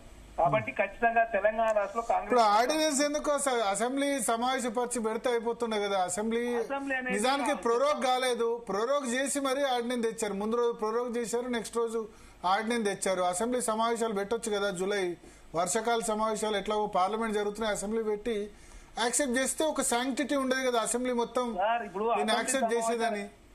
అసెంబ్లీ సమావేశం కూడా పెట్టాలని కూడా ప్రభుత్వం ఒక నిర్ణయం 25వ తారీఖు నాడు అసెంబ్లీ పెడదామని చెప్పి ఒక ఆలోచన వచ్చిరు. కానీ ఈ లోపు ఆర్డినెన్స్ కూడా తీసుకురావడం జరిగింది. 6 నెలల్లోపు ఎట్లయినా రాటిఫికేషన్ చేసుకోవాలి కాబట్టి ఖచ్చితంగా అసెంబ్లీ సమావేశాలు నిర్వహించే ఉద్దేశంలో ప్రభుత్వానికి ఉన్నది. కాకపోతే కేంద్రం చాలా స్పష్టంగా 50% సీలింగ్ మేము ఎత్తివేస్తలేము, 90 సీట్లు పెట్టామని చెప్పేసి చాలా స్పష్టంగా రామచంద్రరావు గారు ప్రకటించారు. అమిత్ షా గారు పోయి జార్ఖండ్ లో చాలా స్పష్టంగా ప్రకటించారు, 50% సీలింగ్ ఎత్తేస్తాం, ఆ జార్ఖండ్ లో రిజర్వేషన్ చెప్పేసి అమిత్ షా గారు జార్ఖండ్ ఎలక్షన్ సందర్భంగా మాట్లాడారు. అక్కడ భారతీయ జనతా పార్టీ ఓడిపోయింది కాబట్టి జార్ఖండ్ ప్రజలకు ఇచ్చినటువంటి హామీ నెరవేర్చే ప్రయత్నం భారతీయ జనతా పార్టీ చేస్తలేదు. అదే కాకుండా రాజ్యాంగంలో నార్థన్ స్టేట్లలో దాదాపు ఆదివాసీలు ఎస్టీలు 90% ఒక రిజర్వేషన్ ఎక్కువ అవుతా ఉంది. కాబట్టి జనాభా కులగణన చేసినప్పుడు అసమానత ఆధారంగా రిజర్వేషన్ పెంచుకునే అవకాశం ఉన్నది. కాబట్టి మధ్యప్రదేశ్ లో కూడా ఒక ఫార్ములా ఉందని చెప్పేసి రామచంద్రరావు గారు చాలా స్పష్టంగా వారు కూడా చెప్పారు. ఆ ఫార్ములా ఏందో రాష్ట్ర ప్రభుత్వం సలహా సూచనలు ఇస్తే స్వీకరించడానికి సిద్ధంగా ఉన్నామని చెప్పేసి చాలా స్పష్టంగా ప్రభుత్వం ప్రకటించింది. రామచంద్రరావు గారు ఆ సలహా సూచనలు ఇస్తలేరు, 90 షెడ్యూల్లో పెట్టమంటా ఉన్నారు. అదేవిధంగా 50% పెంచేదానికి ఒకసారి అసెంబ్లీలో మాత్రం అనుకూలం అని చెప్పారు, బయటికి పోయి మాత్రం వ్యతిరేకించే ప్రయత్నం చేస్తా ఉంది భారతీయ జనతా పార్టీ. కాబట్టి దేశ ప్రజలకు అర్థమవుతా ఉంది జనగణనలో కులగణన చేయమంటే ఆనాడు చేయమని చెప్పినటువంటి భారతీయ జనతా పార్టీ ఢిల్లీలో జంతర్ మంతర్ దగ్గర తెలంగాణ ముఖ్యమంత్రి రేవంత్ రెడ్డి గారు కావచ్చు, తెలంగాణ కేబినెట్ అంతా కూడా జనగణనలో కులగణన చేయాలని చెప్పేసి ఒత్తిడి చేయడంతో జనగణనలో కులగణన చేసిన పరిస్థితి మనం చూసినాం. అదే కాకుండా డీలిమిటేషన్ లో సౌత్ ఇండియాకు నష్టం జరుగుతుందని చెప్పేసి తెలంగాణ ముఖ్యమంత్రి మాట్లాడిన తర్వాత 20% సీట్లు అన్ని రాష్ట్రాల్లో పెంచుతామని చెప్పి కేంద్రం ఒప్పుకుంటా ఉంది. కాబట్టి ఖచ్చితంగా బీసీలకు సంబంధించి కావచ్చు 50% సీలింగ్ ఎత్తే ప్రయత్నంలో ఖచ్చితంగా కాంగ్రెస్ పార్టీ చిత్తశుద్ధితో ముందుకు పోతా ఉంది. ఇండియా కూటమిలో ఎంపీలంతా మాట్లాడతారు, కాంగ్రెస్ పార్టీ కూడా మాట్లాడబోతా ఉంది. రాహుల్ గాంధీ గారు ఈ అంశాన్ని పార్లమెంట్ లో లేవనెత్తబోతా ఉన్నాడు. ఖచ్చితంగా బీసీలకు ఇచ్చిన మాట నిలుపుకునే ప్రయత్నంలో కాంగ్రెస్ ప్రభుత్వం చిత్తశుద్ధితో ముందుకు పోతా ఉంది. రిపబ్లికన్ నాయకత్వంలో ఎక్కడ చిన్న పొరపాటు చేయకుండా కుల సంఘాలు కావచ్చు, ప్రజా సంఘాలు కావచ్చు, మేధావుల సలహా సూచనలు, లీగల్ ఒపీనియన్ తీసుకొని మాత్రమే ముందుకు పోతా ఉంది. ఇక్కడ రాజకీయంగా అడ్డుకునే ప్రయత్నం భారతీయ జనతా పార్టీ చేస్తా ఉంది. ఖచ్చితంగా ప్రజాక్షేత్రంలో కాంగ్రెస్ ప్రభుత్వం కాంగ్రెస్ పార్టీ చేసుకోవడానికి సిద్ధమైంది. కాబట్టి బీసీలకు ఇచ్చిన ప్రతి హామీ నెరవేర్చే ప్రయత్నం ముందుకు పోతా ఉంటే చూసి ఓరలేక కాంగ్రెస్ ప్రభుత్వం బదనాం చేసే ప్రయత్నం భారతీయ జనతా పార్టీ చేస్తా ఉంది. ఓకే ఓకే కృష్ణ గారు విన్నారు కదా, ఇప్పుడు బ్లేమ్ అల్టిమేట్ గా బాల్ సెంట్రల్ గవర్నమెంట్ కోర్టులోనే ఉంది. మీరు సెంట్రల్ గవర్నమెంట్ ఇది నేషనల్ పార్టీ ఒక స్టేట్ జార్ఖండ్ ఎగ్జాంపుల్ చెప్తున్నారు చరణ్ కౌశిక్ యాదవ్ గారు. జార్ఖండ్ అమిత్ షా చెప్పారు 50% లిఫ్ట్ చేస్తామని. అంటే జార్ఖండ్ లో మొత్తం ట్రైబల్స్ ఉన్నారు. జార్ఖండ్ గాని నార్త్ ఇండియా ఈస్టర్న్ స్టేట్లు అవన్నిటి లోపల మొత్తం ట్రైబల్స్. అక్కడ రాజ్యాంగంలోనే ఎస్టీలకు జనాభా ప్రకారం ఇవ్వచ్చు అని 15(4), 16(4) లో క్లియర్ గా మెన్షన్ చేశారు. బీసీల విషయం లోపల మెన్షన్ చేయకపోవడం ఒకటే మనకు ప్రాబ్లం వస్తుంది. రాజ్యాంగం లోపల అమెండ్ చేసినప్పుడు 16(4), 15(4) లోపల అమెండ్ చేసినప్పుడు కానీ ఇంకా అదర్ ఆర్టికల్స్ లోపల పేర్కొన్నట్టు 29 ఇంకా చాలా అంశాలు చాలా చోట్ల ఉన్న 291 అట్లా చాలా చోట్ల ఎక్కడెక్కడ పేర్కొన్న రిజర్వేషన్ ఉన్నది, సోషల్ జస్టిస్. అక్కడ జనాభా ప్రకారం అని ఒక్క పాయింట్ ఉండితే ఈ రోజు ఇన్ని రోజులు ఇంత రచ్చరచ్చ జరిగేది కాదు. ఇప్పుడు దాని మీద ఒక పాలసీ నిర్ణయం కావాలంటే జనాభా లెక్కలు కావాలి. నేషనల్ లెవెల్ జనాభా లెక్కలు ఈ రోజు బీజేపీ చరిత్రాత్మకంగా తీసుకుంటుంది. అందరు కూడా ఎక్స్పెక్ట్ చేస్తున్నారు ఒక పాలసీ కులాల వారి లెక్కలు వచ్చినాక తప్పనిసరి తీసుకుంటారని. ఇప్పుడు కూడా గుడ్డిగా అవుట్ రైట్ గా ఈ కేసు ఓడిపోతుంది పెంచితే అనేది తప్పు. కొంత 60% అంశాలు గెలిచే అవకాశం ఉంది. అగ్రకుల సోదరులకు 10% ఇచ్చినప్పుడు సుప్రీంకోర్టు ఏమన్నది, ఈ 50% సీలింగ్ అనేది ఇది మ్యాండేటరీ కాదు, పరిస్థితులను బట్టి సమాజంలో అవసరాలను బట్టి అనుకూలమైన పరిస్థితులను బట్టి పెంచుకోవచ్చు అని చెప్పింది.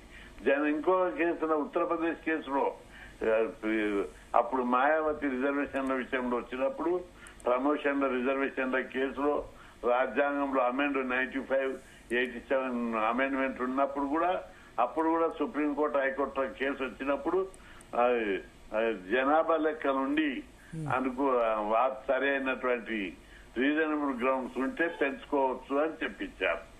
కాబట్టి ఇక్కడ కూడా ఇప్పుడు ఇక్కడ ఉన్న పరిస్థితులు తెలంగాణ పరిస్థితుల్లో టెన్షన్ ఉంది, ప్రజల లోపల ఉద్యమాలు ఉన్నాయి, ప్రజల లోపల పెద్ద డిమాండ్ ఉంది. ఇక్కడ మేము జనాభా లెక్క తీసినాం అని మంచి గ్రౌండ్స్ అన్ని పేర్కొంటూ అన్ని పార్టీలు కూడా సపోర్ట్ చేస్తున్నాయి.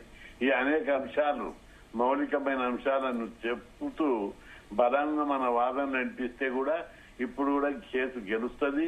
ఆ నమ్మకం మాకుంది. గెలవకపోతే ఎట్లాగో పెద్ద యుద్ధం జరుగుతుంది, బంధువులు జరుగుతాయి, ఉద్యమాలు బండర్ కమిషన్ అప్పుడు సమసంగ్రామ పరిషత్. ఇప్పుడు గెలవకపోతే ఇప్పుడు మీ పార్టీనే బ్లేమ్ చేస్తారు కదా, భారతీయ జనతా పార్టీని.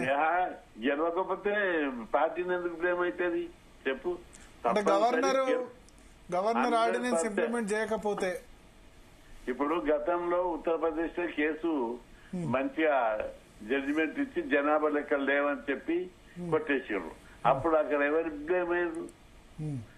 పార్టీ బ్లేమ్ కాలేదు, వ్యవస్థ మీద జనాభా. మీరు ఒకటి చెప్పండి, రేవంత్ రెడ్డి ప్రభుత్వం చిత్తశుద్ధి ఉందా లేదా అని మనం ఇప్పుడే తేల్చలేము. ఇప్పుడు ఈ కేసు విషయం లోపల ఎవరు ఆర్గ్యూ చేస్తారు, ఎట్లా ఆర్గ్యూ చేస్తారు, ఏ గ్రౌండ్ మీద ఆర్గ్యుమెంట్ అవుతుంది, అనేక అంశాలు ఫ్యూచర్ లో. క్యాస్ట్ సెన్సెస్ కరెక్ట్ గా చేశారా లేదా? జనాభా తక్కువ చూపించారు అని అన్నారు కదా, తక్కువ చూపించారా? కరెక్టేనా? అంటే కొన్ని చిన్న చిన్న లోపాలు ఉన్నాయి కానీ మొత్తం మీద అయితే జనాభా లెక్కలైతే ఈ 42% అడ్డంకిగా లేదు, అవరోధంగా లేదు. చిన్న చిన్నవి ఉంటాయి, ఇంటికి కోలేదు కొన్ని జాగాలని, ప్రతిదాన్ని కొన్ని కులాల జనాభా తక్కువ చూపించారన్నారు. అవునా, అంశం ప్రతి జాగాలో ఉన్నది. ఇక ప్రతి ఒక్కరు సాటిస్ఫై కాదు కానీ 42% మాత్రము ఈ ఇప్పుడున్న జనాభా లెక్కలు అవరోధం కాదు. ఓకే, అంటే 46% ఉంది కాబట్టి 42% అవరోధం కాదట. 46 బీసీ జనాభా ఉంది, 10 మైనార్టీలు ఉంది, మొత్తం 56 అని తేల్చారు. ఇది 42% ఇవ్వడానికి ఎలాంటి అవరోధం కాదు. శరత్ గారు, ఇప్పుడు ఎక్కడ ప్రాబ్లం మీరు చెప్పండి. లీగల్ గా కరెక్ట్ చేయాలంటే ఎట్లా? బీసీ డెడికేటెడ్ కమిషన్ వేశారు, క్యాస్ట్ సెన్సస్ చేశారు, అన్ని చేశారు కదా, అసెంబ్లీలో చట్టం కూడా చేశారు. ఒక విషయం చెప్పాలా, అసలు అన్ని ఏడుస్తూ చేసినారు భరత్. కృష్ణయ్య గారు కేసు వేస్తేనే కదా డెడికేటెడ్ కమిషన్ వచ్చింది. అంతకుముందు చిత్తశుద్ధితో చేశారా? మేము రిట్ పిటిషన్ వేసినా కదా, నా రిట్ పిటిషన్ తర్వాత కూడా ఫస్ట్ రిట్ పిటిషన్ నేను వేసిన, కృష్ణయ్య గారు రిట్ పిటిషన్ వచ్చింది. మీరేమనేసారు? మేము ఇదే డెడికేటెడ్ కమిషన్ లేకుండా రిజర్వేషన్ పద్ధతి అమల్లో రాదు, అసలు మనం రిజర్వేషన్ ప్రొవైడ్ చేసినా అది అటర్ ఫ్లాప్ అవుతుంది, కాబట్టి dedicated commission is a must అని చెప్పి వేసినాం. వేస్తే అడిషనల్ అడ్వకేట్ జనరల్ అందరు వచ్చి 4 వారాలు టైం తీసుకున్నారు. ఆ తర్వాత ఇక కృష్ణయ్య గారి పర్సనాలిటీ బట్టి కొంత కేసు చాలా ముందుకు వచ్చింది. అంటే నేను సరిపోలేకపోయాను అనమాట అప్పుడు అక్కడ జరిగిన లీగల్ టజిల్లో. బట్ ఏది ఏమైనా మా ఇద్దరి మూల ఉద్దేశం ఒకటే, డెడికేటేషన్ కమిషన్ కావాలని. తర్వాత రెండోది భరత్, కాంగ్రెస్ పార్టీలో బీసీలు సెకండరీ సిటిజన్స్ అబ్బా, వాళ్ళకి సేరే లేదు. ఫస్ట్ ఆఫ్ ఆల్ నేను అంటున్నాను, రాష్ట్ర కేబినెట్ లో 42% రిజర్వేషన్ ఇచ్చినారండి. చరణ్ కౌశిక్ గారు చెప్పాలి జవాబు. వాళ్ళు అడగరండి అసలు వాళ్ళకి. శరత్ గారు మాట్లాడితే, శరత్ గారు భారతీయ జనతా పార్టీ కాదు, కాంగ్రెస్ కాదు, బీఆర్ఎస్ కాదు. కాదు, భారతీయ జనతా పార్టీ బీసీని ముఖ్యమంత్రి చేస్తా అని చెప్పేసి బీజేపీ నేత మహేష్ రెడ్డి గారు చేసిరు. సరే, వాళ్ళు బీసీ ప్రధానమంత్రి చేశారు కదా, కాంగ్రెస్ పార్టీ అధ్యక్షుడు బీసీ ఉన్నాడు. ఏ పార్టీ కూడా కాంగ్రెస్ పార్టీ 70 ఏళ్ల ముఖ్యమంత్రి ఎందుకు వేయలేదు? రాష్ట్ర అధ్యక్షుడు మా పార్టీకి చిత్తశుద్ధి లేదు, సెకండ్ బీసీ అని చెప్పి ఎంత మాట్లాడతారు? భారతీయ జనతా పార్టీ అయినా బీఆర్ఎస్ పార్టీ, రెండు పార్టీలు ప్రశ్నించండి మీరు. రేవంత్ రెడ్డి గారు కాంగ్రెస్ పార్టీ చిత్తశుద్ధి కాదు. నేను ఇప్పుడు 70 ఏళ్లలో ముఖ్యమంత్రి ఎందుకు వేయలేదు కాంగ్రెస్ పార్టీ? బీసీ ఇంతమంది రెడ్లను చేసింది, భరత్ గారు దళితులను చేశారు, తర్వాత బ్రాహ్మణ్ చేశారు, తర్వాత వైశ్యులను చేశారు, కానీ బీసీలు ఎందుకు చేయలేదు ముఖ్యమంత్రి? ఇప్పుడు కర్ణాటక రాష్ట్రంలో బీసీ ముఖ్యమంత్రి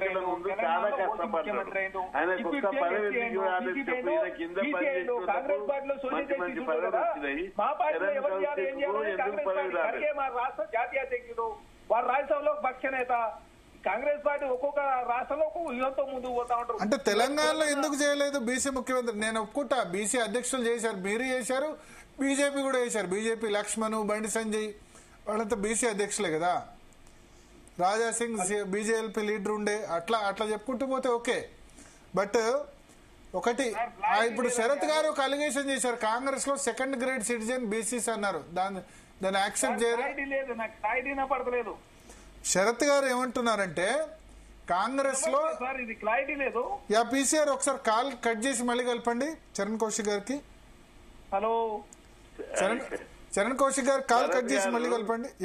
భరత్ గారు, చరణ్ కౌశిక్ యూనివర్సిటీలో మంచి లీడర్, అనేక ఉద్యమాలలో నాతో తిరిగిండు, పోరాడు. ఆయనకి ఎందుకు పదవి రాలేదు? చిన్న చిన్నోళ్లకు వేరే వాళ్ళకు వచ్చింది, ఆయనకి ఎందుకు పదవి రాలేదు? ఆయన ఎమ్మెల్సీ అడిగినట్టున్నారు. చివరకు నామినేటెడ్ కాదు, నాకు ఎమ్మెల్సీ కావాలన్నారు. మొన్న లాస్ట్ మూమెంట్ లో పాసిబుల్ కానట్టుంది. ఆయన ఇప్పుడు అడ్వకేట్ శరత్ గారు ఒకటి పాయింట్ రేజ్ చేశారు, ఏంటంటే మంత్రివర్గంలో లేదు 42% అని. 42 లేదు, 20% ఉంది. 42 కూడా కాదు, 15 మందిలో ముగ్గురికే ఇచ్చారు. 20% అది. కానీ ఎస్సీలకు మాత్రం చాలా మంచి రిప్రజెంటేషన్ ఇచ్చారు. భారతదేశంలో లేని విధంగా 15 మందిలో 4 ఉన్నారు. అంటే ఆల్మోస్ట్ మీకు 4 5 అనుకుంటా. ఎస్సీ ఎస్టీ కలిపితే 5 ఉన్నారు. భరత్, ఎస్సీలకు సీట్లు కొనుక్కున్నారు, ఇవ్వలేదు. ప్లీజ్, ఏంది మంత్రివర్గంలో స్థానమా? ఎస్. ఎవరు కొనుక్కున్నారు? వివేక్ కొనుక్కున్నాడు. విక్రమార్కన, దామోదర వివేక్ కొనుక్కున్నాడు. మాలలకు ఎందుకు రిప్రజెంటేషన్ ఇచ్చినారు, మాదిగలకు ఎందుకు ఇవ్వలేదు? వై మాదిగ కమ్యూనిటీ హస్బెండ్ ఇచ్చారు కదా, అడ్డూరు లక్ష్మణ్కి ఇచ్చారు కదా. తర్వాత ఒక్కళ్ళకి ఇచ్చారు. వాళ్ళ శాతం ఎంత, వాళ్ళ పర్సెంటేజ్ ఎంత? దామోదర రాయనరసింహ కూడా ఉపకులం కదా. అది కాదండి, జనాభా దామాషా అని మనం బీసీలతో గురించి మాట్లాడుతున్నప్పుడు అదే జనాభా దామాషా లోపల మాలలకు మాదిగలకు కూడా రిజర్వేషన్ ఫలితాలు దక్కాలి కదా. ఎందుకు మాదిగలని చిన్న చూపు చూసినారు? పార్లమెంట్ ఒకసారి చరణ్ కౌశిక్ గారు జాయిన్ అయ్యారు. చరణ్ కౌశిక్ గారు ఎస్సీ బీలనే ఉండరు. సరే, అది వేరే టాపిక్. కాంగ్రెస్ లో మంత్రివర్గంలో 42% ఎందుకు ఇవ్వలేదు? 20% ఉంది. 15 మందిలో ముగ్గురికి ప్లస్ 6 కుష్టే అడుగుతున్నారు. నామినేటెడ్ పదవి ఎందుకు ఇవ్వలేదు చరణ్ కౌశిక్? నాతో పాటు ఫైట్ చేశాడని అంటున్నారు. సార్, ఆర్ కృష్ణ దాన్ని ఇంకోటైనా గుర్తుపెట్టుకోవాల్సి ఏంటి సార్ అంటే, మా పార్టీలో ఇంకా 3 పదవులు ఖాళీగా ఉన్నాయి. ఖచ్చితంగా 2 బీసీలకు ఇస్తారు నెక్స్ట్.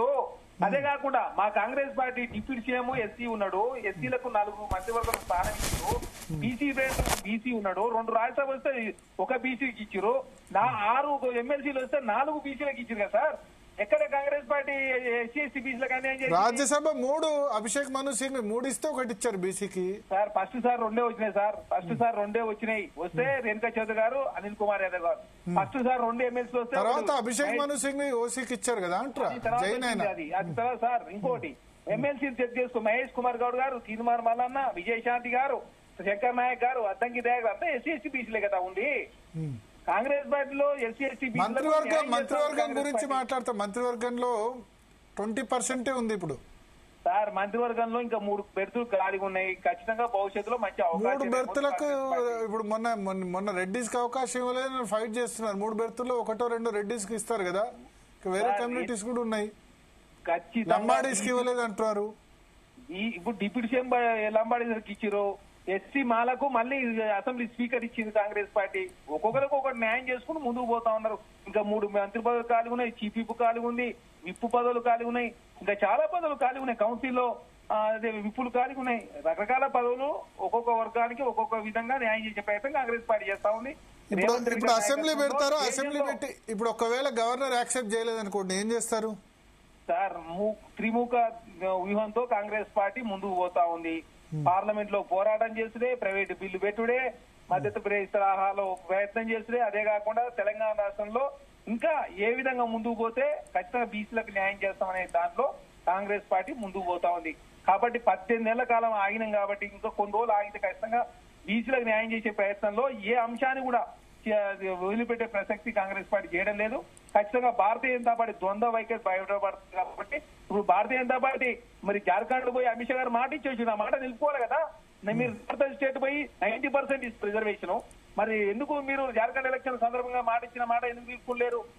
కాబట్టి భారతీయ జనతా పార్టీ ద్వంద్వ నీతి బయటపడతా ఉంది. ఓబీసీ ప్రధానమంత్రి బీసీలకు న్యాయం చేస్తారా, బీసీలకు ద్రోహం చేస్తారా తెలియపోయే అవకాశం వచ్చింది. మొన్ననే ఉపరాష్ట్రపతిని, ఒక బీసీ అయిన ఉపరాష్ట్రపతి జగదీప్ ధన్కర్ గారిని ఏ విధంగా అవమానించాక తను రాజీనామా చేసి చాలా స్పష్టంగా కనపడతా ఉంది. అదే కాకుండా తన మీద ఒత్తిడి తీసుకొచ్చి ఏకైకంగా అవిశ్వాసం పెట్టే ప్రయత్నం చేసిన దానికే తను రాజీనామా చేసినని చెప్పేసి పెద్ద ఎత్తున వార్తలు వస్తా ఉన్నాయి. 17 గంటల పాటు తన ఆరోగ్యం బాగాలేకుండా కూడా ఆరోగ్య కారణాల దృష్ట్యా రాజీనామా చేసిన చెప్పినటువంటి జగదీప్ ధన్కర్ గారు, అదే నరేంద్ర మోడీ గారు మాత్రం 17 గంటల తర్వాత ట్విట్టర్ లో స్పందించుడు. అంటే 5 నిమిషాలకు ఒకసారి స్పందించే నరేంద్ర మోడీ గారు మరి 17 గంటలు ఎందుకు టైం తీసుకోవాల్సి వచ్చింది? కాబట్టి వెనుక చాలా కారణాలు ఉన్నాయి. ఖచ్చితంగా కాంగ్రెస్ పార్టీ బీసీలకు ఇచ్చిన ప్రతి హామీని నెరవేర్చే ప్రయత్నంలో ముందుకు పోతుంది. ఈ రోజు కాంగ్రెస్ పార్టీ రాహుల్ గాంధీ గారు, రేవంత్ రెడ్డి గారు మాట్లాడినందుకే బీసీ అంశం జాతీయ స్థాయి అంశం అయింది. ఏదైనా కూడా ఖచ్చితంగా కాంగ్రెస్ పార్టీ బీసీలకు మేలు చేసే ప్రయత్నంలో ముందుకు పోతాం. ఒక్క నిమిషం సార్, ఒక్క నిమిషం సార్. చెప్పండి. ఒక పక్క బీసీలందరూ వాళ్ళ న్యాయమైన ప్రపోర్షనేట్ రిప్రజెంటేషన్ కోసం కొట్లాడుతున్నప్పుడు అన్ని lateral appointments other than BCs కి ఇచ్చినారు సార్. ఇన్ఫర్మేషన్ కమిషనర్స్ లలో ఛాన్స్ ఇవ్వలేదు. టీఎస్పీఎస్సీ చైర్మన్ గా మొన్నటి వరకు మహేందర్ రెడ్డి ఉండే, ఒక బీసీకి ఇచ్చే అవకాశాలు ఉండే, అది కాదని అన్నారు. తర్వాత సార్ లోకాయుక్త, తర్వాత హ్యూమన్ రైట్స్ కమిషన్, ఇట్లాంటి ఇంపార్టెంట్ అంటే జనరల్ గా ఇవాళ సమాజం లోపల ఎక్కువ పీడనకు, ఎక్కువ దురాగతాలకు, ఎక్కువ దౌర్జన్యానికి గురయ్యే జాతులు బీసీలు సార్. వాళ్ళ నుంచి వచ్చిన ప్రతినిధి ఒక హ్యూమన్ రైట్స్ కమిషన్ లో ఉంటే ఈనాడు పోలీస్ అత్యాచారాలను ఎదుర్కొనేటువంటి అవకాశం ఉండే, హ్యూమన్ రైట్స్ వయలేషన్స్ ని ఎదుర్కొనే అవకాశాలు ఉండే, ఎన్నో ఉండే. ఏ లేటరల్ అపాయింట్మెంట్ చివరకు బాలల రక్షణ సంఘానికి కూడా సీతా దయాకర్ రెడ్డిని తీసుకువచ్చి ఇచ్చినాడు. రేవంత్ రెడ్డికి చిత్తశుద్ధి లేదు. వీళ్ళు ఏంటంటే అడుక్కునే మనస్తత్వం కలిగి ఉన్నారు బీసీలు కాంగ్రెస్ లో. అందుకే వీళ్ళు ఇంకా వేచి చూస్తామంటారు. మనకు ఎన్టీ రామారావు డైలాగ్ జ్ఞాపకం వస్తుంది, యాచనకు వచ్చినప్పుడు వేచి ఉండక తప్పదు కదా అని. అది ఆ పరిస్థితి. బీసీలు ఒక ఫోర్స్ గా తయారవ్వాలి కాంగ్రెస్ లో. గల్లా పట్టి అడిగితే అప్పుడు వీళ్ళకి న్యాయం జరుగుతుంది తప్ప వీళ్ళు దేహి అని ఉన్నత కులాల వాళ్ళ దగ్గర అడుక్కుంటే వీళ్ళకి ఎప్పుడు న్యాయం జరగదు సార్. ఇది వాస్తవం. ఓకే, రాజారాం యాదవ్ గారు మనతో పాటు ఫోన్ లైన్ లో జాయిన్ అవుతున్నారు. రాజారాం యాదవ్ గారు,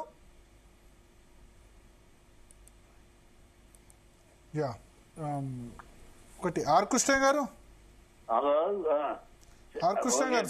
సో ఒకటి లోకల్ బాడీ ఎలక్షన్ ఇప్పుడు లాస్ట్ టైం 23% రిజర్వేషన్ తో జరిగింది. ఈసారి అట్లా జరగకుండా ఉంటుందా? మీరు గ్యారంటీ అట్లే జరుగుతుందని శరత్ గారు అంటున్నారు. 42% జరగాలనే దాంతో ఆ హోప్స్ తోటే అది జరగాలని మనం అందరం ఫైట్ కు సిద్ధంగా ఉండే ఫోర్స్ పెడుతున్నాం.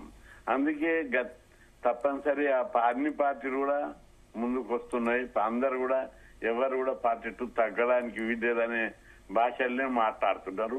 42 కోసం ఇప్పుడు కాకపోతే ఎప్పుడు కాదు, ఎక్కడ కాదు. ఇక్కడ మంచి మూమెంట్ ఉంది, ఇక్కడ జరగాలి, జరిగి తీరవలసిందని. ఒకసారి మనం రాజారాం యాదవ్ గారి వెర్షన్ తీసుకుందాం. బీఆర్ఎస్ నేత రాజారాం యాదవ్ గారు. నమస్కారం. నమస్కారం. మరి గవర్నర్ ఆర్డినెన్స్ హోంశాఖకు పంపించాడు అంటున్నారు ఒకటి. తర్వాత ఇవాళ రాహుల్ గాంధీ రేవంత్ రెడ్డి పొగిడారు, చాలా అద్భుతంగా చేసింది వర్క్, ఇది రోల్ మోడల్ దేశానికి అంటున్నారు. పాపం ఆయనకు తెలియదు ఇక్కడ ఇతను చేస్తున్నటువంటి మోసాలు, ఇతను చేస్తున్నటువంటి వ్యవహారాలు ఆయనకు తెలియదు. ఎందుకు తెలియదు? కొద్దిమంది మేధావులు కూడా వెంట పెట్టుకుని పోయినట్లు కనిపిస్తున్నది. ఆయన చెప్తే నమ్మరు కాబట్టి. సో ఇదంతా కూడా దాటవేసే ధోరణి, మోసం చేసే వ్యవహారం తప్ప మరొకటి కాదు. నేను 1, 2, 3, 4 చెప్తాను భరత్ గారు. మీకు చాలా రోజులుగా బీసీ వర్గాలకి న్యాయం జరగాలని మీరు మా మొదటి నుంచి కూడా మంచి వాయిస్ ఇస్తా ఉన్నారు. ఈ సబ్జెక్ట్ కు ఇంపార్టెన్స్ కల్పిస్తున్నారు. మీరు చూడండి, కామారెడ్డి డిక్లరేషన్ లో భాగంగా గొప్పగా చెప్పి రేవంత్ రెడ్డి గారు కాంగ్రెస్ ప్రభుత్వము అధికారం రాకముందు ఎంత గొప్పగా చెప్పింది. కొండంత రాగం తీసి బుడ్డంత పాటపడినట్లు దాన్ని కామారెడ్డి డిక్లరేషన్ అంశాన్ని మర్చిపోయి అసలు కామారెడ్డి డిక్లరేషన్ చేసినామనే విషయాన్ని కూడా ఆయన మర్చిపోయిన సందర్భంలో ఎంపీ ఎలక్షన్స్ కాగానే ఎన్నికలు కోరిక ప్రయత్నం చేసిండు. అప్పుడు మేమంతా అడ్డం పడి అట్టెట్లా ఉంటది కామన్ డిక్లరేషన్ మీరు చెప్పిండు, మరి నా 45% రిజర్వేషన్ ఇస్తామన్నారు, ఇచ్చిన తర్వాత ఎన్నికలకు పోమని చెప్తే మీనమేషాలు లెక్క పెట్టిండు. తర్వాత ఏం చేసిండు, డెడికేటెడ్ కమిషన్ వేయకుండా తప్పించుకునే కార్యక్రమం చేసిండు. హైకోర్టు మెట్టుకాయలు వేస్తే డెడికేటెడ్ కమిషన్ వేసిండు. తర్వాత తూతూ మంత్రంగా కాస్ట్ సెన్సిస్ చేసి 52% ఉన్నటువంటి బీసీని 46% తీసుకొచ్చిండు. ఇలా దాన్ని ఢిల్లీలో మేము గొప్పగా చేసామని చెప్పుకునే పరిస్థితి కనిపిస్తున్నది. 5% బీసీ యొక్క సామాజిక వర్గాన్ని సంఖ్యను తగ్గించడం వల్ల మా వాటాను తగ్గించడం జరిగింది. అది అయిపోయిన తర్వాత సరే మేము దాన్ని కూడా ఒప్పుకున్నాం. సరేగా ఏదో మా తగ్గించినా సరే మీరు 42% అని ఇవ్వండి, మాకు 46% చేసినా పర్లేదు అని చెప్పేసి మేము మాట్లాడిన సందర్భం ఉంది. దాన్ని ఏం చేసిండు, ఆ రోజు డైరెక్ట్ అసెంబ్లీలో వారు బిల్లు పెడితే టీఆర్ఎస్ పార్టీ సంపూర్ణంగా మద్దతు ప్రకటించింది. మిగతా వాళ్ళు కూడా సపోర్ట్ చేసిండ్రు. దాన్ని అద్దన్నోళ్ళు ఎవరు లేరు ఈ రాష్ట్రంలో. ఈవెన్ బీజేపీ వాళ్ళు కూడా మిన్నుకున్నారు. అట్లాంటప్పుడు డైరెక్ట్ గా ఆ రోజే గవర్నర్ గారికి డైరెక్ట్ గా మీరు ఆమోదించమని చెప్పి పంపకుండా రాష్ట్రపతికి ఎందుకు పంపారు? రాష్ట్రపతి దగ్గర బిల్లు పెండింగ్ ఉండగా మళ్ళీ ఆగమేఘాల మీద ఆర్డినెన్స్ ఇవ్వాలి ఎందుకు తీసుకొచ్చారు? అంటే మీరే కావాలని చెప్పేసి దీన్ని లీగల్ ఇష్యూలకు నెట్టేసి ఈ సమస్య పరిష్కారం కాకుండా వీళ్ళకి రిజర్వేషన్ దక్కకుండా చేయడం కోసమే రేవంత్ రెడ్డి గారు గత సంవత్సరంన్నర కాలంలో వారు చేస్తున్న వ్యవహారం మనకు అర్థమవుతున్నది. కాబట్టి ఇంకా కాంగ్రెస్ పార్టీ గొప్పగా చేసింది, రేవంత్ రెడ్డి గారు గొప్పగా చేశారని ఏం చేయాలి అంటే ఇప్పుడు ఏం చేయాల్సి ఉండే రాజారాం యాదవ్ గారు 42% ఇప్పుడు వాళ్ళ ఆర్డినెన్స్ తీసుకొచ్చారు, ఏం చేయాల్సి ఉండే? ఇంత రాష్ట్రపతికి పంపకుండా ఇప్పుడు ఏమైంది భరత్ గారు, రాష్ట్రపతి దగ్గర వీరు పంపినటువంటి బిల్లు అంటే రాష్ట్రపతి అనేవారు కాన్స్టిట్యూషనల్ హెడ్, వారి దగ్గర ఆల్రెడీ గతంలో పంపిన బిల్లు పెండింగ్ లో ఉన్నది. ఇప్పుడు మళ్ళీ నువ్వు ఆర్డినెన్స్ చేసినావు. అట్లా కాకుండా వారు డైరెక్ట్ గా అప్పుడు అసెంబ్లీలో అన్ని పార్టీలు మద్దతు ఇచ్చినప్పుడు దాన్ని డైరెక్ట్ గా గవర్నర్ చేత ఆమోదింపేసుకునేటట్లు చేసి డైరెక్ట్ గా గవర్నర్ కి పంపిస్తే గవర్నర్ ఆమోదించేవాడు. ఇప్పుడు గవర్నర్ ఎందుకు ఢిల్లీకి పంపిండు? హోంశాఖ న్యాయశాఖ ఎందుకు తీసుకుంటున్నాడు?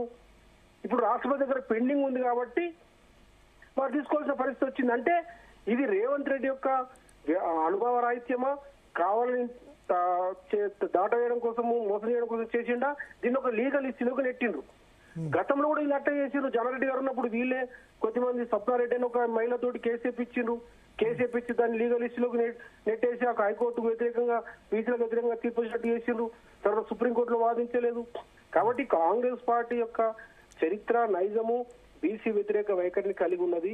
బీసీలకు వీళ్ళు ఎన్నడూ న్యాయం చేయలేదు. రాహుల్ గాంధీ గారు పాపం ఇప్పుడు బీఆర్ఎస్ మరి కేసీఆర్ ఎందుకు చేయలేదు 23% రిజర్వేషన్లు? 23%తో ఎందుకు పోయినారు? ఆయన ఇంకెందుకు? దానికి కారణం జానరెడ్డి గారే, దానికి కారణం స్వప్నారెడ్డి గారే. ఆ రోజు వాళ్ళు కేసు చేయడం వల్ల అది హైకోర్టులో వ్యతిరేకంగా జడ్జిమెంట్ రావడం వల్ల కాంగ్రెస్ ప్రభుత్వం జానరెడ్డి గారు సరిగా సుప్రీంకోర్టులో వాదించకపోవడం వల్ల ఎంత దురదృష్టకరం అంటే ఆ రోజు మన సాంబశివరావు గారు మీకు తెలుసు, ఆయన బీసీ నాయకులు మరణించిన కరోనా సందర్భంలో వారు కేసు చేసిండ్రు. అట్లాగే ఇప్పుడు వినయ్ కుమార్ గారు కాంగ్రెస్ పార్టీలో ఉన్నారు, వారి నాయకులు, వారి వైఫ్ కూడా కార్పొరేట్ చైర్మన్ ఉన్నది. వారు శివశంకర్ గారి కొడుకు, శివశంకర్ గారు ఇందిరాగాంధీ గారి కేబినెట్ న్యాయశాఖ మంత్రి, గొప్ప బీసీ నాయకుడు వారి తండ్రి.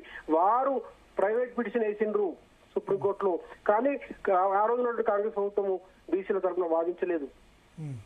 కాబట్టి ఆ రోజు వాళ్ళు సరిగా వివరించకపోవడం వల్ల ఆ దురదృష్టవశాత్తు సుప్రీంకోర్టు జడ్జిమెంట్ కేసీఆర్ గారు ముఖ్యమంత్రిగా ఉన్నప్పుడు ఇవ్వడం వల్ల అనివార్య పరిస్థితుల్లో రిజర్వేషన్ తగ్గినాయి. కానీ కావాలని చెప్పేసి కేసీఆర్ గారు బీఆర్ఎస్ పార్టీ చేసింది కాదు. అంటే ఇప్పుడు కాంగ్రెస్ చేయాల్సింది సొల్యూషన్ ఏంటి? కాంగ్రెస్ చేయాల్సినంత చేసింది. కాంగ్రెస్ కేవలం దీన్ని లీగల్ ఇష్యూలు పెట్టడం కోసమే చేసింది. డైరెక్ట్ గా జీవో ఇష్యూ చేస్తే అయిపోతుండే, అంతేనా? జీవో కాదు. ఇప్పుడు గవర్నర్ ఆమోదం లేకుండా ఏది చట్టం కాదండి. అసెంబ్లీలో బిల్లు పెట్టడం ద్వారా గవర్నర్ పంపడము, లేదా అసెంబ్లీ సమావేశం లేనప్పుడు ప్రోరోగ్ అయిన సందర్భంలో కేబినెట్ తీర్మానం చేసి ఆర్డినెన్స్ పంపిస్తే దాన్ని గవర్నర్ ఆమోదించాలి. ఇప్పుడు ఏమైంది, ఇప్పుడు గవర్నర్ ఆమోదించకుండా చేసే వ్యవహారము రేవంత్ రెడ్డి గారు చేసి దానికి సంబంధించిన ప్రతిపాదన అంతా ప్రోరోగ్ చేశారు కదా కేబినెట్. ప్రోరోగ్ చేసిన తర్వాత నెక్స్ట్ డే కేబినెట్. అవునండి, ప్రోరోగ్ చేసిన తర్వాత చేసారు. అది ముందు చేయాల్సింది. ఇప్పుడు రాష్ట్రపతి దగ్గర పెండింగ్ ఉండడం వల్ల గవర్నర్ గారు దాన్ని ఆమోదించకుండా ఢిల్లీకి పంపించే పరిస్థితి కనిపించింది. అట్లా కాకుండా మీకు తెలియదా, గవర్నర్ గారు చేత డైరెక్ట్ గా రాష్ట్రపతికి పంపకుండా మీరు 9th షెడ్యూల్ అని రాజ్యాంగ సవరణ అని చెప్పేసి మీనమేస లేకుండా కేంద్రం మీద నెట్టేసే కార్యక్రమం చేయకుండా మీరే ఆ రోజు డైరెక్ట్ గా గవర్నర్ గారి చేత ఆమోదింపజేసుకుంటే ఈ సమస్య ఉండకపోతుండే కదా. దీనికి కారణం దీనికి బాధ్యులు ఎవరు? రేవంత్ రెడ్డి గారు కాదా?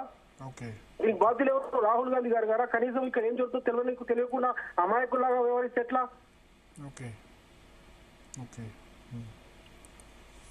సో శరత్ గారు సార్ ఏంటి వే ఫార్వర్డ్ ఏంది? వే ఫార్వర్డ్ ఏం లేదు సార్. అసలు ముఖ్యమంత్రికి చిత్తశుద్ధి ఉంటే ఒక కన్సెన్సస్ తీసుకొచ్చేయండి సార్. అఖిలపక్ష మీటింగ్ ఇప్పుడే మెచ్చుకున్నారు రాహుల్ గాంధీ సార్. రాహుల్ గాంధీకి అసలు ఈ రాష్ట్రంలో ఎక్సీడ్స్ ఎక్స్పెక్టేషన్స్ అని పెట్టారు. నేను పెట్టుకున్న అంచనాల్ని మీకు చెప్తున్నారు. నేను విన్నాను మీది, మీరు చెప్పింది నేను విన్నాను. ఆ ట్వీట్ కూడా నేను చూసినాను. నేను కూడా ఆయన ట్వీట్ ని ఫాలో అవుతుంటాను. ఇప్పుడు విధి లేకుండా వాళ్ళు మాట్లాడాల్సిందే తప్ప ఒక రకంగా కన్సెన్సస్ అనేది రావాలండి. In democracy consensus is more important. Fighting is not necessary అండి. ఒకవేళ చిత్తశుద్ధి ఉంటే కన్సెన్సస్ తీసుకువచ్చి అన్ని రాజకీయ పక్షాలు ఒకవేళ ఏకాభిప్రాయానికి వస్తే లీగల్ టజ్లే ఉండదు కదండి. అది లేకుండా, అది సాధించకుండా ఎంతసేపు బట్టగాల్చి వేరే వాళ్ళ మీద వేయాలన్న ధోరణి, తర్వాత గిత్తత చేయాలి, అరచేతిలో బెల్లం పెట్టి మోచేయి నాకిచ్చాలి. అది ఏ రకమైన రాజకీయం అండి?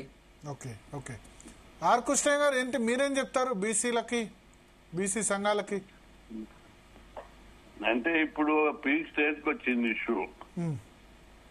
శరత్ గారు చెప్పినట్టు కొంత రాజకీయ పార్టీల మధ్య ఏకాభిప్రాయం అనేది రాష్ట్రంలో వస్తుంది. దాదాపుగా జాతీయ స్థాయిలో రావాల్సినటువంటి అవసరం ఉంది. ఇప్పుడు జాతీయ స్థాయిలో కాంగ్రెస్ రెడీ, రాహుల్ గాంధీ రెడీ, మీ పార్టీనే రావాలి, భారతీయ జనతా పార్టీ. అంటే ఇక్కడ జనాభా లెక్కలు ఇంతవరకు ఎందుకు తీయలేదు? ఇప్పుడే మొదటిసారి తీస్తున్నాం. జనాభా లెక్కలు ఆ జాతీయ స్థాయిలో రావాలి. దాని మీద అప్పుడు ఏకాభిప్రాయం వస్తుంది. అంతవరకు ఏకాభిప్రాయం రావడానికి పార్లమెంట్ చర్చకు వస్తే తప్పనిసరి దాని మీద జాతీయ పార్టీలు ఇది కూడా ఒక ఏకాభిప్రాయానికి వస్తాయని నేను అభిప్రాయపడుతున్నాను. రాజారాం యాదవ్ గారు వే ఫార్వర్డ్ ఏంటి? వే ఫార్వర్డ్ ఏం లేదండి. దీన్ని మొత్తము చుట్టూ కాళ్లకు బంధనాలు పెట్టిండు. దీన్ని మొత్తం కూడా మనిషి నడవలేని, బీసీలో నడవలేని పరిస్థితిలో, ఈ ఇష్యూ ముందుకు పోలేని పరిస్థితిలో చుట్టూ మొత్తం కూడా బంధనాలు పెట్టి రేవంత్ రెడ్డి గారు ఈ ఇష్యూని కిల్ చేస్తున్నారు, ఈ సబ్జెక్ట్ ని కిల్ చేస్తున్నారు. దానికి మొత్తం కర్త కర్మ క్రియగా వారే వ్యవహరిస్తున్నారు. వారే దీన్ని లీగల్ ఇష్యూలోకి నెట్టిండ్రు. వారే ఇది కాకుండా చేస్తున్నారు. దానికి సంవత్సరాల కాలంలో వారు చేస్తున్న వ్యవహారాలన్నీ కూడా నిదర్శనము. ఇప్పుడు రేవంత్ రెడ్డి రాహుల్ గాంధీ మెచ్చుకున్నారు ఇవాళ. మీరేమో ప్రచారం చేస్తున్నారు ఆయనకు అపాయింట్మెంట్ పప్పు అన్నారు. అందుకోసం ఈ పప్పు ఉండడం వల్లే నరేంద్ర మోడీ పదే ప్రధానమంత్రి అవుతున్నాడు. ఈ పప్పు లేకపోతే నరేంద్ర మోడీ ప్రధానమంత్రి కాడు. ఆయన అంత వేగంగా ఉన్నాడు.